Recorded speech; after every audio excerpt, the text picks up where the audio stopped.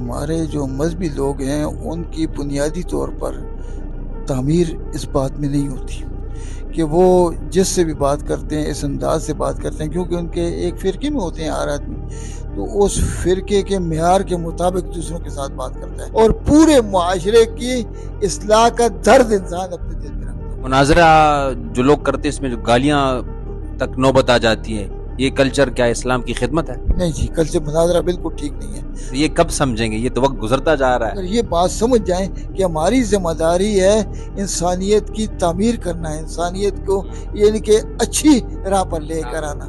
مذہبی شخصیت کے متعلق قرآن تو کہتا ہے کہ اس میں حلم اور نرمی ہوتی ہے، ہمارے ہاں مذہبی شخصیت میں نرمی کیوں نہیں ہوتی ہے؟ مذہبی شخصیت اس طرح کیوں نہیں ہے جس طرح قرآن مطالبہ کرتا ہے؟ السلام علیکم ورحمۃ اللہ وبرکاتہ۔ وعلیکم السلام ورحمۃ اللہ وبرکاتہ۔ ہم آپ سے کچھ سخت سوالات کرنے والے ہیں، کیا اجازت ہے؟ کریں آپ سوال جیسا بھی کرنا چاہتے ہیں۔ اچھا جی، پہلا سوال یہ ہے کہ ہمارے ہاں جو مذہبی شخصیت ہے تنقید کرتا ہے تو وہ تنقید پہ اتر آتا ہے۔ بسم اللہ الرحمن الرحیم۔ میرے بھائی بات یہ ہے کہ ہمارے جو مذہبی لوگ ہیں ان کی بنیادی طور پر تعمیر اس بات میں نہیں ہوتی کہ وہ جس سے بھی بات کرتے ہیں اس انداز سے بات کرتے ہیں، کیونکہ ان کے ایک فرقے میں ہوتے ہیں ہر آدمی، تو اس فرقے کے معیار کے مطابق دوسروں کے ساتھ بات کرتا ہے، اپنی بات کو جس طرح کی بھی ہو اس کو حرف آخر سمجھتا ہے اور دوسرے کی بات کو بالکل کوئی وقت نہیں دیتا، کہتا ہے کہ بس میں وہ تنقید برائے اصلاح ہو، نہ کہ کسی کی تنقید اس پر یعنی کہ زیادتی اس کے ساتھ اس کی توہین ہو۔ یہ کب سمجھیں گے؟ یہ تو وقت گزرتا جا رہا ہے۔ تو یہ دیکھو جی، اس میں اہم کردار علماء کو ادا کرنا ہوگا، اور اساتذہ کو، اسکول کے اساتذہ کو، کالجز کے پروفیسرز کو یہ سارے کام کرنے ہوں گے۔ کیوں کہ علماء کے پاس تو سب سے بڑی بات ہے کہ ان کے پاس ممبر اللہ کے نبی کریم صلی اللہ علیہ وسلم، یہ کہ وہ بہت بڑا انعام ہے اللہ کی طرف سے کہ اللہ نے اپنے نبی کریم صلی اللہ علیہ وسلم کو عطا کیا۔ پھر اس کے بعد آج تک علماء اس کو استعمال کرتے ہیں۔ اگر اس کا صحیح استعمال کیا جائے اور پھر لوگوں کو اس انداز سے دعوت دی جائے کہ جس انداز کا قرآن مطالبہ کرتا ہے، کیونکہ قرآن مجید تو یہ کہتا ہے کہ رحماء بینہم، آپس میں نرمی۔ اسی سے ملتا جلتا ایک اور سوال، مذہبی شخصیت کے متعلق قرآن تو کہتا ہے کہ اس میں حلم اور نرمی ہوتی ہے، ہمارے ہاں مذہبی شخصیت میں نرمی کیوں نہیں ہوتی ہے؟ مذہبی شخصیت اس طرح کیوں نہیں ہے جس طرح قرآن مطالبہ کرتا ہے؟ اس کی بنیادی وجہ یہ ہے کہ جس فرقے کا آدمی ہوتا ہے اس کو اسی طرح کے اس کا ذہن بنایا جاتا ہے، اور وہ دوسرے کسی یہ ذہن کون بناتے ہیں؟ یہ اسی مدرسے کے علماء، اسی مدرسے کے مدرسین۔ پھر یہ حالات کیسے ٹھیک ہوں گے؟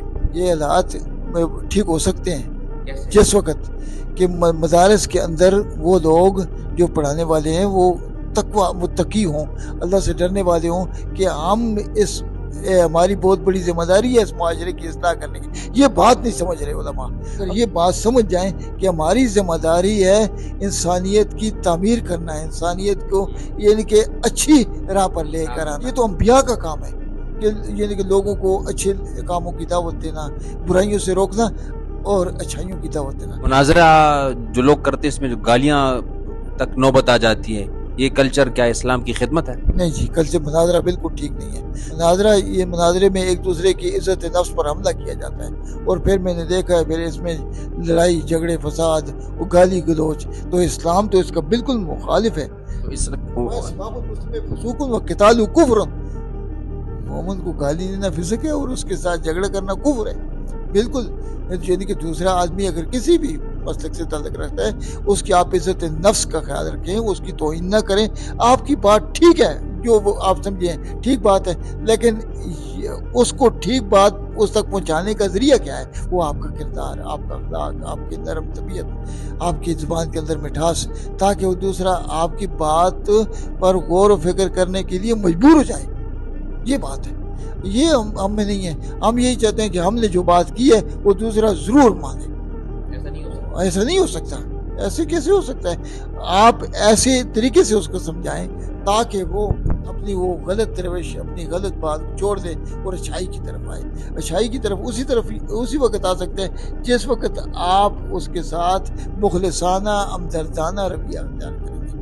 اگر ایسا رویہ نہیں ہوگا تو وہ اور ضد پر آئے گا، ہردرمی ہوگی، ایک دوسرے کو گالی گلوچ نکال کر لڑائی جھگڑے پر نوبت آئے گی، بات ختم ہو جائے گی، اور وہ آپ کا حریف جو ہے جو بنا ہوا ہے وہ آپ کی بات کے کو سمجھنے کی کبھی کوشش نہیں کرے. قرآنی اسلوب کو اختیار کرنا چاہیے.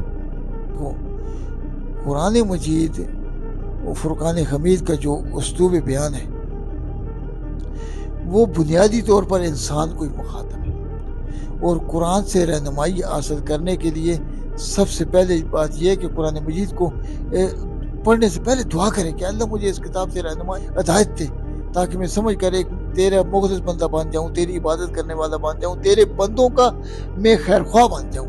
یہ قرآن کا بنیادی مطالبہ ہے. ہم قرآن مجید کے بنیادی مطالبے کو ہی نہیں سمجھتے.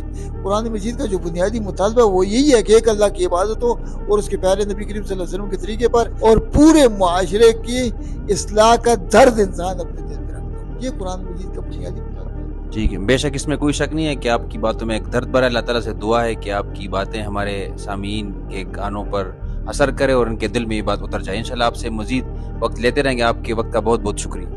آمین. بس ٹھیک ہے جی, جب بھی آپ وقت مانگے گی میں انشاءاللہ دوں گا. شکریہ, جزاک اللہ.